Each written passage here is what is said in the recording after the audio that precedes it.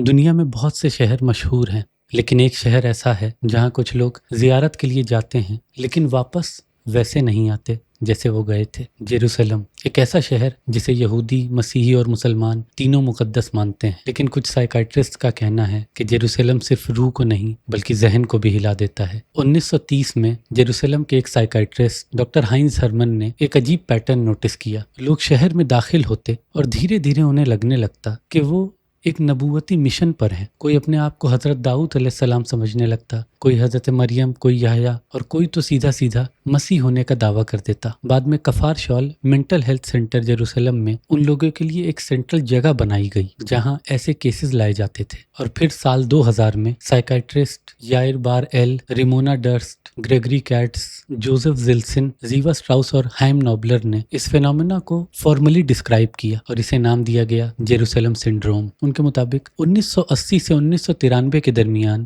1200 سے زیادہ ٹورسٹ یروشلم سے متعلق severe mental health break down کے ساتھ رپورٹ ہوئے اور ان میں سے 470 کو ہاسپٹل میں ایڈمٹ کرنا پڑا۔ لیکن سوال یہ ہے کہ کیا یہ صرف ایک ذہنی بیماری تھی یا پھر یروشلم میں واقعی کچھ ایسا ہے جو کچھ لوگوں کو اندر سے کھول دیتا ہے؟ یروشلم سنڈروم کا سب سے عجیب حصہ یہ ہے کہ کچھ لوگ شہر میں آنے سے پہلے بالکل نارمل لگتے ہیں، پھر اچانک وہ شہر میں داخل ہوتے ہی الگ ہو جاتے ہیں، نہانے لگتے ہیں، بار بار سفید کپڑے پہنتے ہیں، بائبل یا زبور کی آیتیں چلانے لگتے ہیں، اور انہیں لگتا ہے کہ انہیں ایک ڈیوائن میسج ڈیلیور کرنا ہے۔ اور شاید سب سے خوفناک بات، یروشلم سنڈروم صرف ایک ریلیجن تک محدود نہیں تھا۔ یہودی، مسیحی، مسلمان تینوں بیک گراؤنڈ کے لوگ اس کے اثر میں آئے ہیں۔ تو پھر سوال یہ ہے کہ یروشلم کیوں؟